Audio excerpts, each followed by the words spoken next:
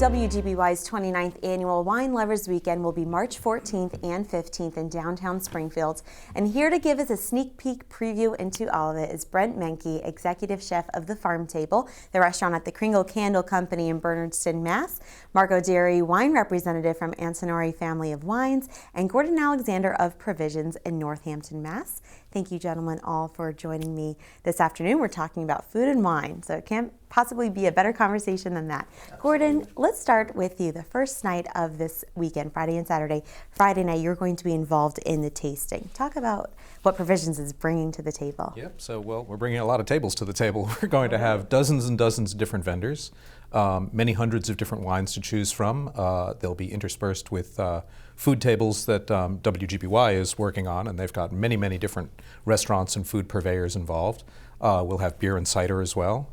So it's just going to be a great chance to taste through a tremendous range of things and really explore the world of wine, food, cider, beer, everything. How excited is Provisions? We are thrilled to be a part of it and thrilled to be doing it again for the second year. That's great. Now, Brent, you participated in last year's tasting, but you're coming back for Saturday night, which is the dinner itself.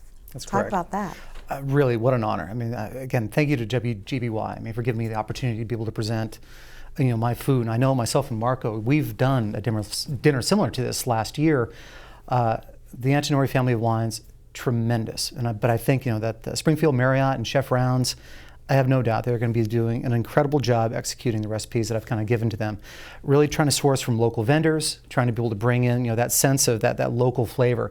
But really, when you're talking about food and wine, it's a dance. It's not so much a marriage; it's a dance. So being able to see those wines and the foods pairing up together when they get it just right, it's an ethereal event. And I like how at the farm table you guys try to keep your local ingredients within 100 miles, so all local. Where we can. This time of year is a little bit more difficult. Obviously we're kind of covered in a tundra of snow at the moment, but the local farmers, it's just an embarrassment of riches. No tomatoes, right? Yeah, tomatoes are a little tough right now, but except for you can't get like some of the main hothouse cluster tomatoes are really delicious. Awesome. So there are opportunities to be able to buy things even during these colder months. But when we start getting into the spring and the fall, really that's where we come alive.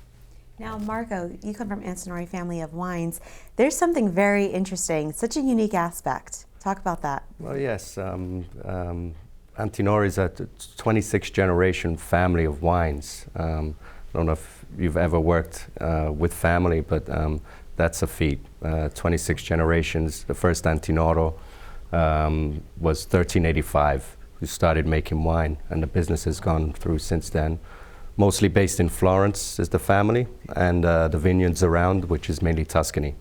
With now some holdings on the coast of Tuscany, an area called Maremma, where I actually grew up, and Umbria, next door of Tuscany, and also they've purchased some land in Puglia, southern Italy. Very interesting property down there, making indigenous varietals.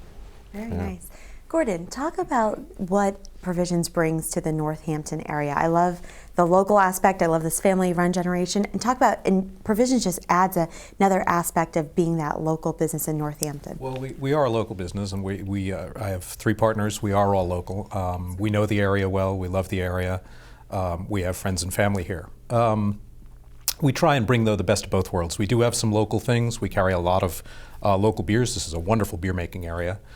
We do carry a couple of local wines. There are some good local wines in the area, but wine is largely a warmer climate kind of thing than New England.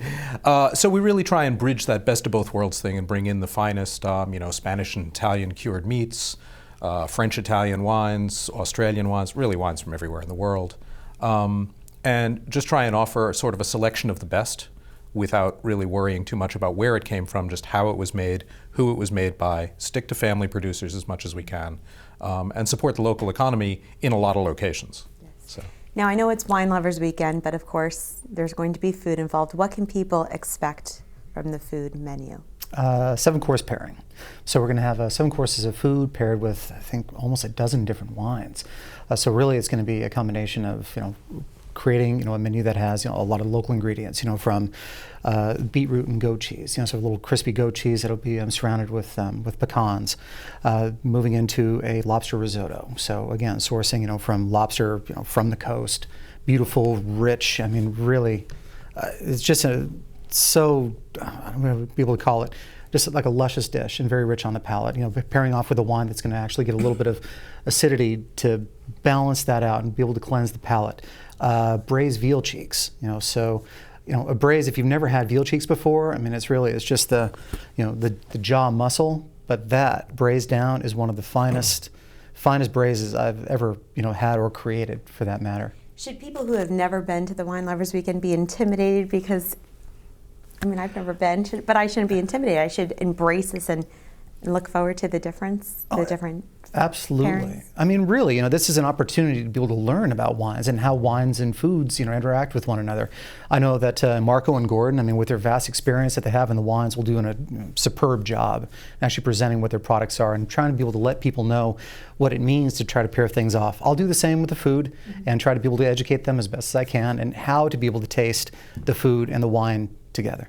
Yeah, just informal education, I think. You know, taste some new things, great new dishes like cheeks, if you haven't had them before. Cheeks are good. Cheeks are good, and they're, you know, very local to Tuscany too. So it should go well with some of the wines. I'm not a big meat person, so I'll maybe you will. try. I don't know about They're that. all relatively, you know, smaller courses because there are many courses, so it's a very manageable experience to work through everything. And I think what Brent said earlier is it's not a marriage, it's more of a courtship, and it's the anticipation. It's discovering a pairing that really works rather than knowing a pairing really works and going back to it over and over. It's really about the enthusiasm and trying new things and just broadening your experience. Exactly. It's a brief encounter. And I think that's one of the things that I find that's also the art.